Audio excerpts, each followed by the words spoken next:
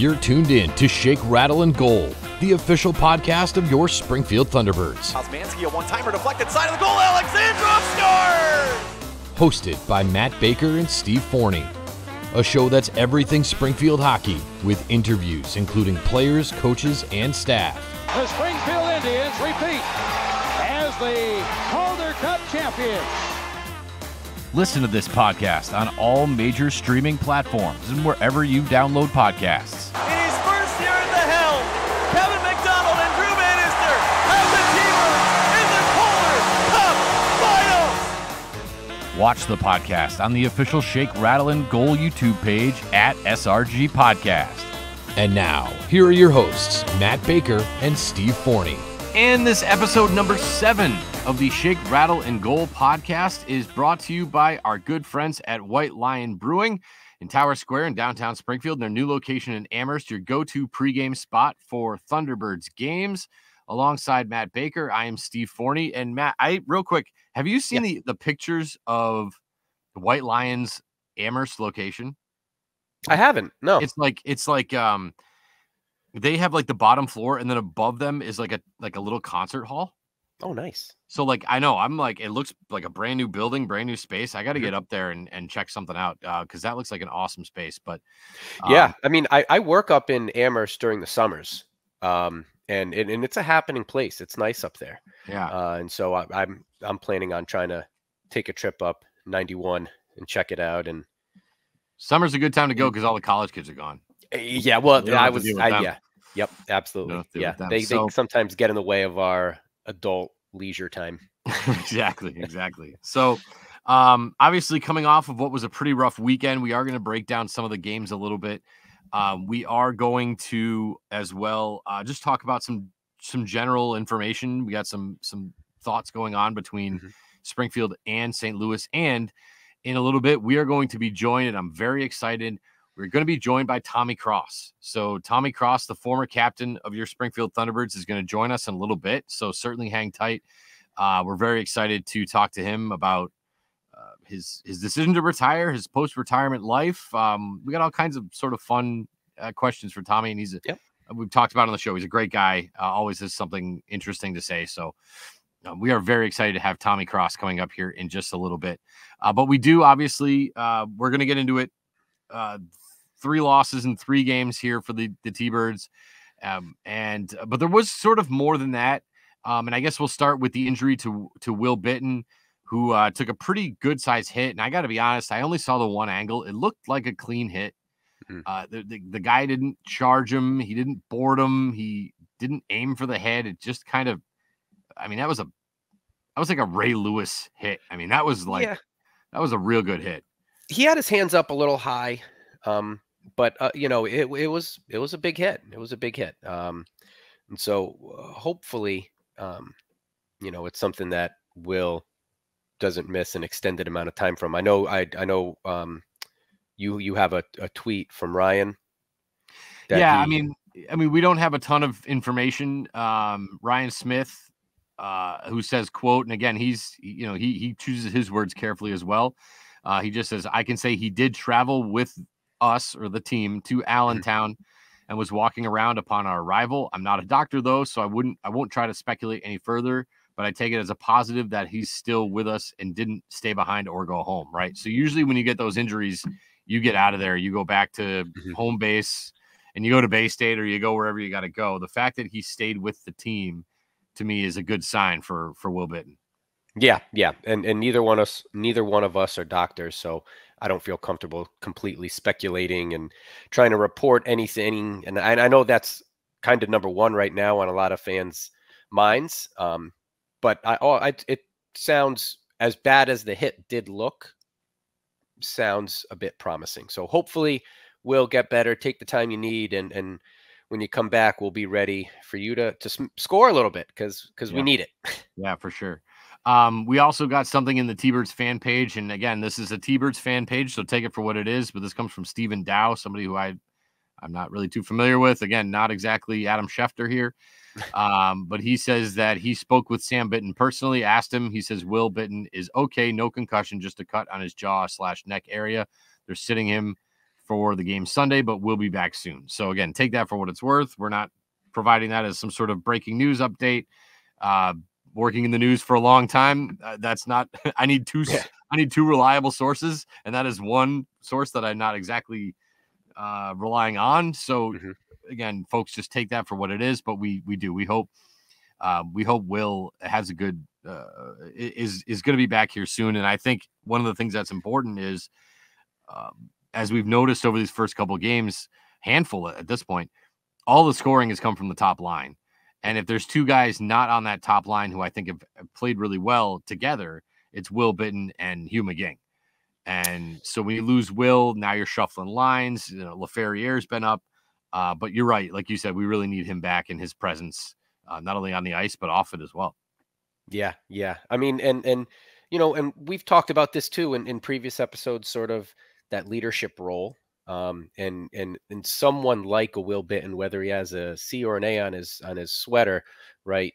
The presence there still remaining with the team, I'm sure means something to the younger guys. This is a young team, a new team. So just his presence there, I'm sure, can be calming, can be inspirational, can kind of be what they need. So hopefully he's back soon. And so, so that's going to be the hope in that situation.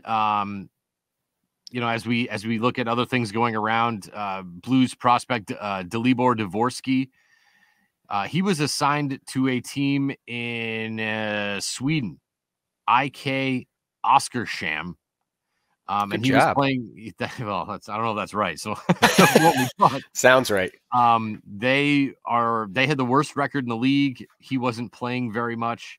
He basically says, "Get me out of here." So he left Sweden and is now playing with the Guelph Storm. Is that right? I believe in the Canadian Junior League. So, again, I'm not exactly sure what this means for this player for the rest of the season. I don't. Usually, when you go to juniors, that means that you're not eligible for the AHL, and he's a young kid. But I do know that he's at the very least, he's playing against, I think, better competition, and he's getting used to the North American style. And I think that's what happens a lot of time with when players come over. Like, it's one thing to come from juniors to the AHL or NHL level, but it's totally different, I think, when you come over from Europe. And for better or for worse, it's just a different game, different size ice, different rules. So that is what it is. But we hope for the best for this player, and it didn't go well for him out there. So we got to hope that it goes well for him in the juniors. Yeah. And I think, I have not been able to follow him much overseas. But I do think eventually he was their number one pick. I think this was a 7 overall. So they obviously have high hopes for him and will want to get him moving along consistently and smoothly and quickly.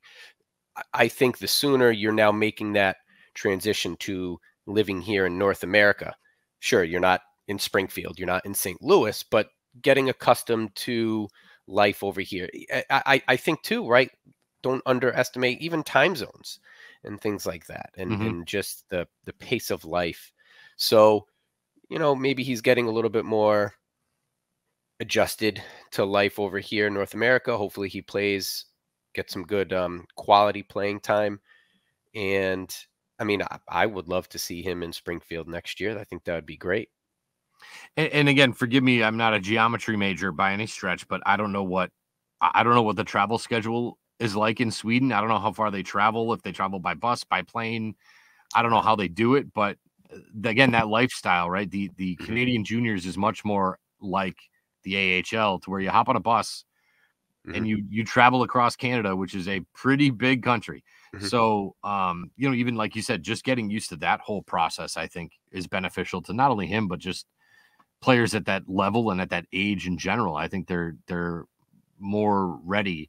And I think you're seeing that in the NHL. I always go to the Bruins because I know him, but Fabian Lysell is a player who people have been like, well, what's this guy's deal? When is he going to be ready? And he was playing over in Sweden. Meanwhile, you got this kid, Matt Patra, who's been playing in the Canadian juniors, and he's 19 and he's playing for the Bruins and he's scoring goals. And so, maybe there is a little something to that. coming out of the Canadian juniors rather than overseas. So I don't know, just something to think about. Elsewhere in Blues news that relates to us, of course, Yep. Jake Neighbors bumped up to the second line for St. Louis, playing more minutes with more talented players, I think. And that's great to see. Yeah. I mean, obviously now playing top 6 minutes. I know he had a goal the other night, so he seems to be adjusting and progressing in his career, which is great to see. I mean, yeah, again, repeating myself from an earlier show, but we love the Thunderbirds here. But when it's all said and done, I would love for all the guys here in Springfield to have their dreams reached and met up in the NHL. So it's always happy to see even that some of that homegrown talent, guys who made an impact in Springfield and then they head up to St. Louis and are able to make an impact up there. Jake Neighbors seems to be doing that. I know with the injury, Alexandrov was able to step in.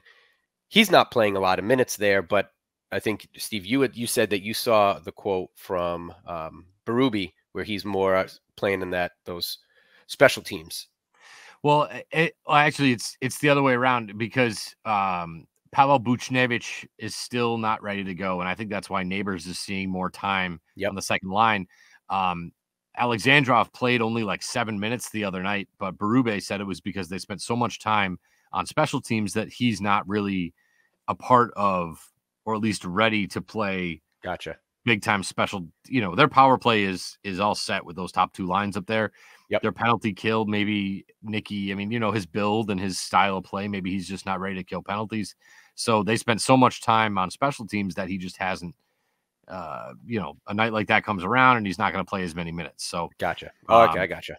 But Berube did say that he's in a good spot. He said that Alexandrov's playing well. He's got some things to work on, but he is in a good spot for St. Louis. So, so I think we'll see more of that. I think this is a good opportunity for him to get going. And like you said, we hope for the best for those guys. And real quick, just to touch on something that is Thunderbirds related, because I'm sure the fans are chomping at the bit to hear what we have to say about the team. Before we kind of dive into the games, and yes, they fell 5-2 at home against Lehigh Valley. Then they traveled out to Pennsylvania. They fall 3-2 to Wilkes-Barre. And then they fall again to Lehigh Valley on their ice. The biggest takeaway for me, 14 penalties in 3 games. Yeah.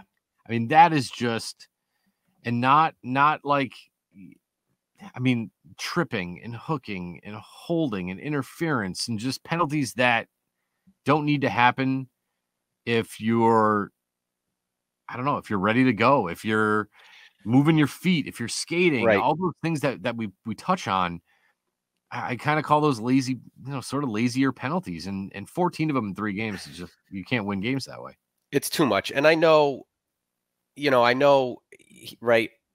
If you're watching or paying attention to any of the chatter on the T-Birds fan page, there's a lot about the refs and ticky-tack fouls and what are they looking at? And I get all that, but I do agree with you. A lot of those penalties, the interference, the holding, the hookings, when you're out of position and then you're making that last second attempt to get yourself in position, that's what the refs see. So it doesn't have to be a blatant hold, but when you put yourself in those positions, when you're out of position, right? And then you're getting beat and now you have to hustle back. And that is what I'm seeing. This weekend, I did miss the Saturday game, but I was able to watch the Sunday game on AHL TV. You just saw a lot of that. And this is a team right now that's struggling to find their offense. They're struggling to find the right combos of lines, and they're trying to gel on the fly. And when you're constantly having to kill penalties, you're not getting any of that continuity that you need between your line mates. So I think that's a huge point for this next week. And we'll touch upon this at the end of the episode, sort of another 3-3, but they have to limit these penalty minutes. And I think to do that, they have to keep themselves in position. They have to be sort of, on the edge of their skates, ready to move, because they're just getting caught flat-footed. Yeah. And it strains your goaltender. It strains your defense. And, you mentioned no real continuity between the lines, but how can you score? I mean, you can't. Shorthanded goals are what they are, but you can't spend 14 minutes of a game killing penalties. Like, it's not, you can't score that way. So, I think the biggest theme is that scoring is an issue. And, we've talked about it, I think maybe episode 1, how do you replace the 39, 40 goals, whatever it was, from Matthew Highmore and Martin Ferk. And a lot's being asked of these guys, and it's impossible to even have that discussion when you're spending the whole time shorthanded. Yeah. So, so we will get into that coming up. But first, it's a pleasure right now on the Shake, Rattle, and Goal podcast to be joined by former Thunderbirds captain Tommy Cross. Tommy, we really appreciate you taking the time with us today. Yeah, of course. Thanks for having me. I'm excited to be here. Awesome. Tommy, before we get started, I just want to mention, I think you played at Simsbury High. And I don't know, I believe Simsbury played against my high school in the state championship back in 2003. I went to Hamden High. Were you on that team, or was that right before you got there? Yeah, so that was my 7th grade year of school. So I wasn't on the team, but I was at the game. My dad was the coach for Simsbury. Oh, no kidding. Yeah, so that game meant a lot obviously to Simsbury and to my dad and to me. I was down on the ice actually after the game, and I felt like I was on the team. I practiced with the team, but cool. I wasn't on the roster. Yeah. I didn't play hockey. I was a football player in high school. I was at the game too, though, but very cool. It was a great environment at Ingalls Arena at Yale. That was awesome. Yep. That's very cool. Very cool. So, Tommy, first of all, how's retirement treating you, and what sort of went into your decision to make that decision when you did? Yeah. So, I mean, I think the biggest thing in last season was pretty telling, was just the ability to stay healthy and play at a high level. I had several injuries that kept me out of the lineup. Specifically, a couple that had to be addressed a few times last year, and kept getting set back and kept getting worse. So the injuries obviously played a big part in knowing that it was time to hang up the skates. I feel grateful to have played for the years that I did, and had the best experience, and really enjoyed every year, every season, every team that I was on. So to answer your question, retirement is good. For a while, it was, my wife called it a fancy way of saying unemployed, but now I'm back up, and I'm working with the Columbus Blue Jackets organization in player development, and that's been a great experience in itself. And I'm thankful for that opportunity, because being close to the game and being involved in the game is so important to me, and it's really helped in the transition away from playing. So are you in Columbus, or do they have you kind of out and about scouting, or? Yeah, so my family and I are based out of our home in Middletown, Rhode Island, and that's where we live. That's our home base, and I travel to see games. I was in Columbus for training camp, but majority of my time is spent in the Northeast, mostly on the amateur side of the game, working with prospects that have been drafted, and keeping an eye on prospects, and helping them along as they try to progress and try to turn pro, and then ultimately get to the NHL and help the Columbus Blue Jackets. Awesome, nice. Tommy, pretty much everywhere you've played, like eventually you were a leader. You wore the C, you wore an A. For the young T-Bird fans, what is it that makes a leader? What is it that teams or your teammates are looking for out of leadership roles? I feel as though I could go a lot of different directions answering that, and I don't even know if one way or the other, one answer or the other's more correct. I think, in my experience at least, I think you need leaders on a team that can be a calming influence. And I think sometimes that lends itself to older players. They've seen more, they've experienced more. They don't get as high or low with the emotions of an individual game or a season. So I think naturally, as you go along in your career, like I did after a few years, especially in the AHL where there's so much turnover, you become a guy that's, I guess tenured is a good word, like longest tenured, and more experienced. And it's all relative, right? Because then all of a sudden, if you're 26 in the AHL, you can be considered old, and you get called up to the NHL, and there's 13, 14-year vets. So in the NHL, so it's all relative to your situation. But I think having experience and being a calming influence is important. And then I think all the other things of habits and making the right decisions and kind of laying out a roadmap for how to go about your business is a trait that's important for leaders to have. And then the other thing I realized as I went on my career was you have to be an important player on the team, and you have to have your role and execute your role at a high level. Because if you're not able to contribute, then it's more difficult to lead the way. So those are some things that come to mind. But that's a great question, and that's, I don't know, I'd call that a 2 or 3 beer conversation. Yeah, fair. Well, it's interesting too, because I don't consider a guy like Matt Pekka old, but yet here he is filling your shoes as the captain of the Thunderbirds. What were some of the things that you noticed from a guy like Pekka, and how do you feel about that decision the Thunderbirds made to make him the next captain? Yeah, I think it's fantastic, and I it's something I was ecstatic to see when they announced that, and I had a feeling that that's where they were going to turn for their leadership, because quite frankly, the last pillar of leadership that I mentioned there was performing at a high level and being an important part of the team, and Pex has been that ever since he's been in Springfield, and he drives play. He's a 200-foot player. He plays at an all-star level, and for that reason, he's an important guy, and we've seen that the last few seasons, and it'll be the same thing this year. So he certainly checks that box, and then he checks the other boxes because he's a good pro. He prepares. He takes his craft seriously.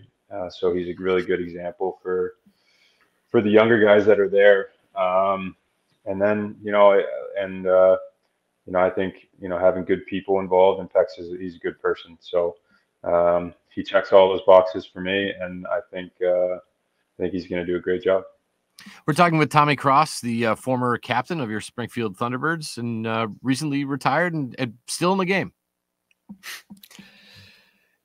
Tommy, in AHL locker room, it's an interesting dynamic. You've got players from all different, some are trying to get called up, some guys are being sent down, some are just kind of waiting their time.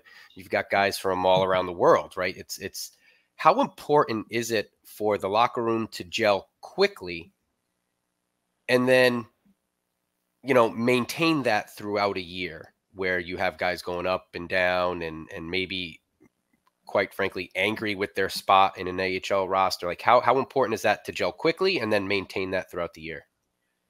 Yeah, it's the best part looking back, it's the best part of the AHL, like the locker room, the kind of the melting pot ages and experience level and background, and also goals. Like there's some guys that are just trying to keep their pro hockey dream alive. There's some guys that are just starting out that are going to play, quite frankly, 500 games in the NHL. So my coach in Providence, who's now in Vegas, Butch Cassidy, he used to say that, you're competing with the guy in the stall next to you, because you're both trying to get called up or advance in your career. But you have to balance all that with, your teammates as well. And you all have a common goal, which is to win and be a team. So it's a unique situation. I think in general, the hockey locker room, one, it's a special place, and two, guys, there's almost like guys respect it so much. Like you're part of a team. You're between the whistles and when you're at the rink, you're supporting the guy next to you. but there's a competitive spirit to it where you're like, all right, I want to raise my level so that we're all, doing well, but I'm doing better than this guy so that maybe I can advance in my career. So there is the competitive spirit, but for the most part, guys understand that it's a delicate balance, and everybody respects that balance. As far as the gelling quickly, I think that's one of the maybe one of the most challenging parts of the AHL in my experience, at least, is it's hard for that gelling to happen, because there's so much turnover, there's call ups, and to be honest, you really don't know your team until All-Star break or after All-Star break, and then the trade deadline comes. So maybe a different way to look at it for me is just maybe the culture or the attitude, the approach at the rink.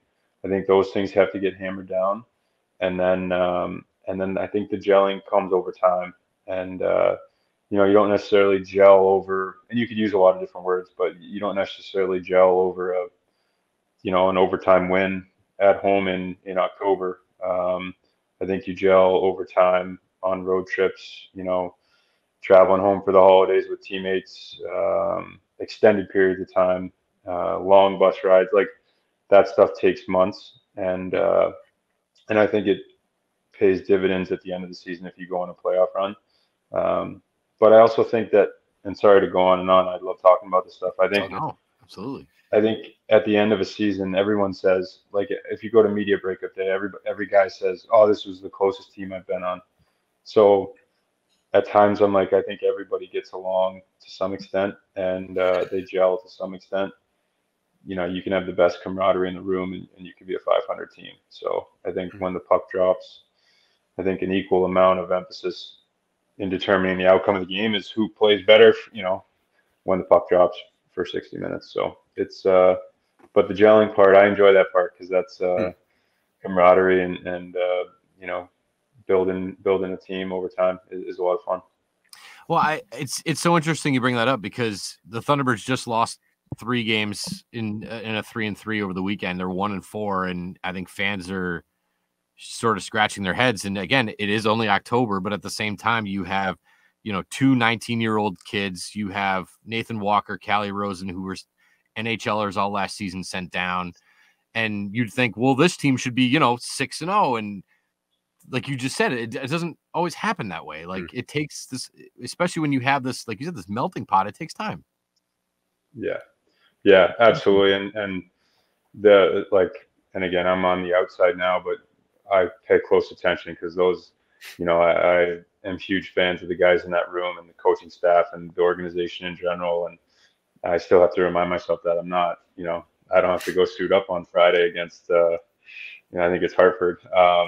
So yeah, like I think you just have to think big picture. And I know that's what the coaching staff preaches and the players know. And 6 games is such a small sample size. And, they got loads of skill and ability on that roster, but more so they got character.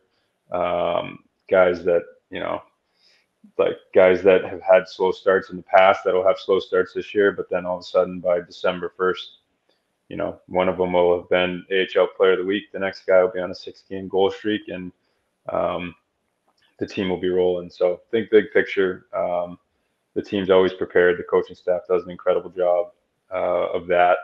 And look at the Oilers right now. I think they're having a slow start too, but I don't think. At least from my perspective, I think they're going to be just fine in the long run too. So 6 games is a small sample size.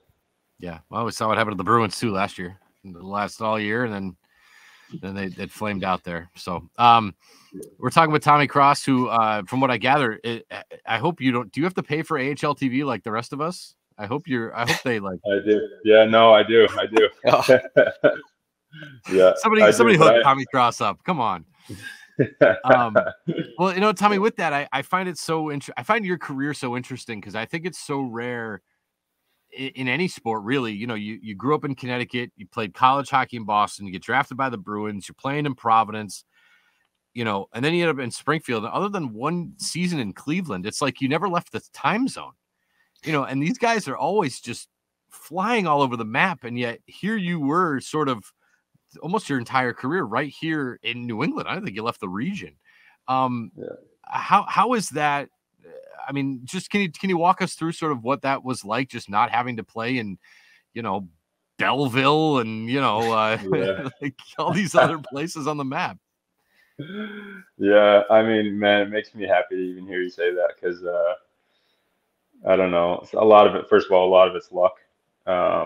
It just so happened I was drafted to a New England team, which was my favorite team growing up. And then, I'm thankful that both Florida and then St. Louis, had interest in me. If they didn't really like my game, then I would have been headed to wherever wanted me. So Mm. it was luck, but also, and I think my mom's proud of this. Like I've always been a homebody. Um, I had opportunities to go out west and play juniors or the national program or it's a really it's a great route to take for a lot of players. But for me, I wanted to be at home. I wanted to play hockey in my town with my buddies, and then play baseball with my buddies. I was really close with my family and my two sisters, one older, one younger.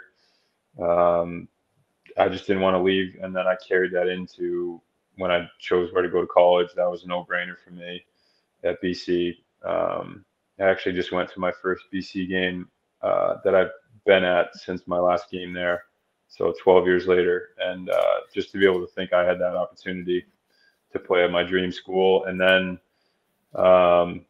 to be close to home, and it all finished my last few years, my three of my last 4 years. The one other year was the COVID year, but those seasons I was all in Springfield, and those were the seasons where I had kids. My son was born in 2019, so to be able to play that close to home and have my parents, my son's grandparents that close was just like perfect. And I was very fortunate for it to happen. But I think I don't know. I like being close to home, and I live 2 hours away from Simsbury now. About now 2 hours away from Springfield as well. And I don't think I want to go any farther than that away from home. In fact, I want to try to migrate back that way, but we'll see. It's got to be a family decision now. Right. Yeah. Good for you. Tom, I just have one more question for you, and I'm not looking to put you on the spot and compare to other fan bases, but what was it like playing in front of the Springfield fan base? For the years you were here in Springfield and playing in the Thunderdome. Yeah, well, I could speak about that all day because the spring of 2022, our playoff run, I'll always think back on that and have the biggest smile and the best memories. That was the most fun I've ever had playing hockey for a lot of reasons, but I've never experienced that kind of connection and unity and energy and momentum that we as a team had, but also with the connection with the fan base. Um, it was like we were all in it together, and it was like I said, it was some of the best memories and the most fun I had playing hockey. So it's also one of the biggest regrets that we weren't able to push through in the finals. But man, it was a blast, and I think the fan base in Springfield, it started you know playing as a visiting player in Springfield, and that wasn't fun at all. I never liked playing in the Mass Mutual in the Thunderdome there because I don't think I had a good game there until I became a Thunderbird as a member of the Pea Bruins. I felt like we always played there on Saturday nights. So we'd play Friday night at home in Providence. We'd come to the Thunderdome on Saturday. My legs would be heavy. The fans would be all over me, and we'd be down 2-0 before I even knew it. And then so I had not good memories of the Thunderdome as a visiting player, but then I got the other side of the coin when I was a member of the team. The rink is great. It's a great feel. The fans, the fact that they're there early for warm-ups is I can't say it enough how I love that, and the players love that. Like to come out and have kids and signs and fans in the stands for warm-ups. It might sound trivial, but man, it's the best. And I hope that continues because as a player, you feel the energy right then, and you're like, all right, let's go. Like this is a real game. Like this is a real like we got something going here. Rather than empty building for warm-ups, you're like, oh man, I hope that I can hide during this one. You get jacked up seeing the fans, and so yeah, it's awesome. there's a rich. The other thing that doesn't get talked enough, I don't think it's talked about enough, is the rich hockey history in Western Massachusetts. Right. And the history of it. And I probably don't know as much as I should, but and even the recent history, like the players that have come out of Western Mass to have successful NHL careers. As recent as Ryan Leonard at BC, draft pick of the Washington Capitals from Amherst. One of my good buddies, Barry Almeida, played at Boston College, and Frankie Vetrano playing for Anaheim. And those are just the last few years, and I know I'm missing some. And then the history that goes years and years back, like that makes it a special place. And you feel some of that being in the building. And so, yeah, those are all parts of it that jumped out to me that made it special. And hopefully the visiting players have as bad of an experience as I had. Yeah. That's awesome. Well, Tommy Cross, we really appreciate it. Real quick, bobblehead night, November 4th at the Thunderdome. Have you ever been a bobblehead? And are you excited? Yeah, I'm fired up. I'm fired up to come back. I told Nate Costa, whoever designed and then crafted those bobbleheads, because I saw a sneak peek of it, they deserve a raise because they did a great job. And that bobblehead's a handsome fella, so I don't know what happened there, but yeah, I'm excited. But I'm more so excited to see some of the fans and then to see the players, because, like I said before, the guys in that room and the coaches in that room. I feel like I owe all those guys, and I'm thankful for all those guys, and those are some great friendships, and as well with the fans. So I'm excited to be back there. That's awesome. Well, we'll see you then November 4th. We really appreciate you taking the time, Tommy, and best of luck with what you got going on in retirement. And I think I'm going to have a little bit of a soft spot now for Columbus. I hope you guys do well, and I'll be tracking those. I'll be tracking those young players. Make sure you're doing a good job down there. Yeah, we'll see. Well, this has been a blast. I like what you guys are doing, and if you ever need an uneducated, perspective on a T-Birds game, just give me a holler, and I'll give you my 2 cents. Sounds awesome. Awesome. Tom, Thank you so much, buddy. Thank you so much. All right, guys, take care. Have a good one.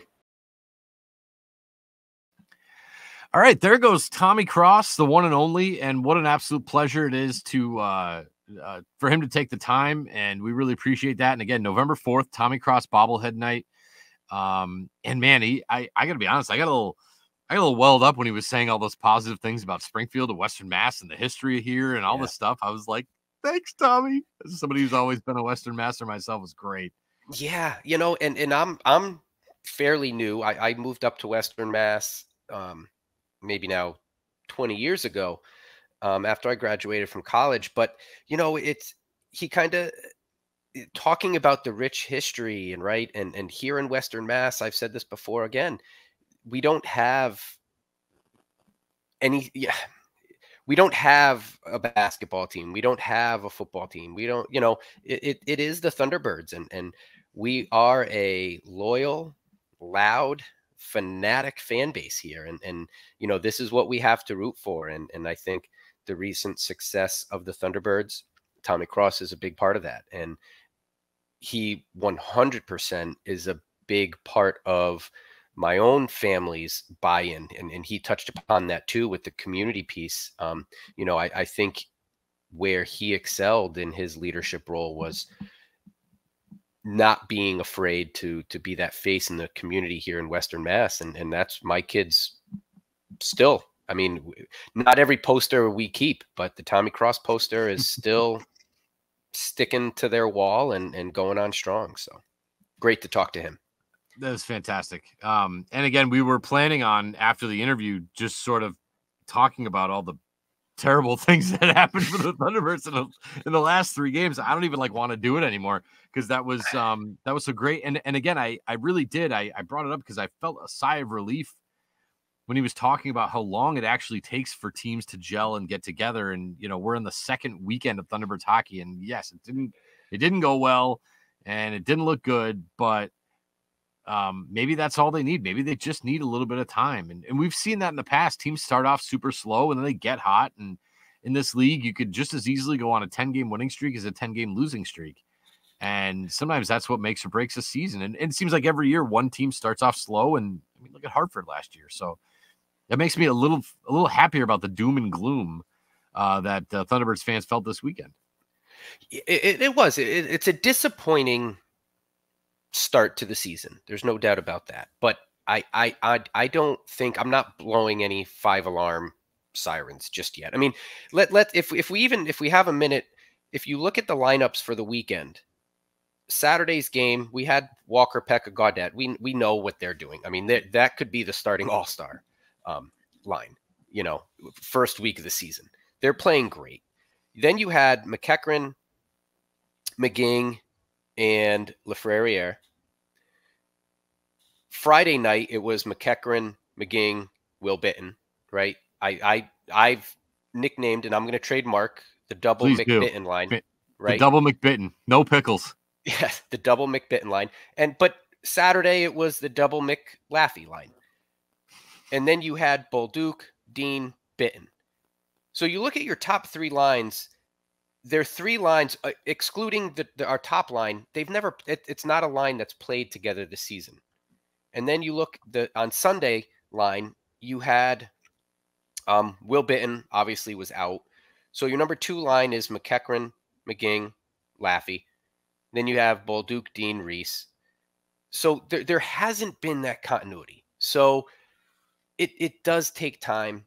It's a young team where you even have guys here who forget about just trying to find chemistry within their line. They're trying to get used to the AHL. Defensively, I like where Leo Loof is. I think he's we talked about this last episode, but again, somebody who's learning, getting used to the speed and size and strength of the AHL. We're not playing against other teenagers anymore. You're playing up against grown men who are, clawing and scratching to make their way up to the NHL. So it's frustrating. It's disappointing. It's not the end of the world. And I do have confidence that this team, the coaching staff, will find the right chemistry, will find the right lines. And, all it takes, I think last year they rattle off 8 in a row. When they went out west, I think that started their winning streak. You go on a hot few weekends and they're back in the thick of it. And if you look across the division, next week is a big weekend too. Again, let's pump the brakes. It's not a huge weekend, but you're going up against the Wolfpack, who has yet to lose. They're due. And then you've got 2 back-to-back with Providence. And if you look in the standings too, Providence is underwhelming. I think they have 1 win. So, games can be made up this weekend. It's not the end of the world. And I do have confidence. I will say this. That second period against the Bruins on Sunday, right? We're going back 2 weeks. And when we talked about it, was a bad period. That second period against Lehigh Valley at home was worse. That was bad. And in a game and you let up 5 goals in a row after you have a 2-0 lead, that stung. We didn't get the result we wanted, but I saw a fight. And so I'm all for finding, in a time now early in the season when you need to find victories when you can get them. I don't know about your opinion on that, Steve, but I saw a fight Saturday and Sunday. It wasn't the result we wanted, but you clean some things up. You find the back of the net a few more times, and I think you can turn it around. Yeah, I mean, the game on Saturday, the 3-2 loss to Wilkes-Barre, the last 10 minutes of the second period to me was the best 10 minutes I've seen all year. And that's after, as you mentioned, the last couple games where they haven't been sharp at all. But you're right. It's fight, it's will, it's determination. Chemistry will come. But if you're moving your feet and you're skating and, you're working hard and you're trying to do the right things and you're trying to execute the game plan that, again, Drew Bannister's put in place. And I think Drew's a fantastic coach, and I think he's going to figure this out. that's more of what you're looking for. Now, a 3-on-3, 3-and-3 with travel to me is a bit ridiculous, and I don't know why they made it that way. And you could say, well, the other team had to do it too, and they're right. But I really didn't like the way that the schedule was laid out for them. Having said that, I think that they are there's the room is there, the improvement is there, and you talked about guys getting used to each other. A guy like Jamison Reese, he's playing with 2 19-year-olds, and he's not even part of this organization. I mean, he didn't even get training camp. He didn't get any of it. He's from a whole different team. So, Dylan Coughlin the same way. It seems like he's trying to wrap his head around how to operate with this team, because again, there was no training camp. There was no summer workouts. There was no, prospects tournament. Like, he didn't get any of that. And now he's thrown right in to play, big minutes defensively. So, I think that in time this will come around. I think they'll kind of settle in a little bit, stay out of the box, and work on that power play, and they can't let 1 goal against turn into 4, and you can't let giving up 6 straight shots turn into 12. And those are all things that I think, as Tommy said, over time, as they practice more, as they work more, as they coach more, as they learn more, I think this will all kind of settle itself out. So I don't know. I think this was much better way to finish the show than to just hammer the team for losing 3-3. And I thank Tommy Cross for that, because he changed my whole mood right around. There you go. I mean, you have to stay positive. We'll be fair. We'll be critical, but stay positive. And we got another 3-3 this weekend. So, it very easily can turn around just like that. Yep. So, again, this, we just want to mention this episode brought to you by White Lion Brewing and their new location in Amherst on North Pleasant Street. Of course, right in downtown Springfield at Tower Square at 1500 Main Street. It's a place to be prior to any Springfield Thunderbirds games, and parking in downtown Springfield, as you know, is a bit tricky these days. So make sure you park in the Tower Square garage and then swing into White Lion. Show them your T-Birds ticket, and they'll validate your parking for you. While you're there, grab some Boomer Nachos, some Hall of Fame wings, some Seuss mac and cheese, along with any of their 20-plus beers they have. And don't forget, you can find your favorite White Lion beer in your local liquor store cooler. White Lion Brewing, now in Amherst and downtown Springfield, a proud local supporter of the SRG podcast. Make sure that you go there and you tell them that the folks from SRG sent you. Well, as far as I'm concerned, Matt, I think that's sort of a wrap, unless you had anything else you wanted to hit on. I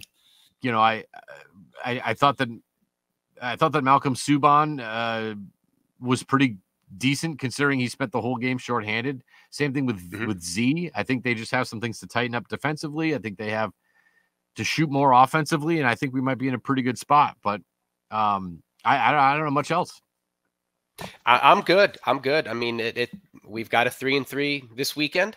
If you have an opportunity to get to the Thunderdome, I believe they are at Hartford on Friday, and then they're home in the Thunderdome Saturday against the Bruins, and then they travel to Providence for a back-to-back there with the Bruins. So if you have an opportunity to make a presence in the Thunderdome on Saturday, do that. Be loud, and let's go T-Birds.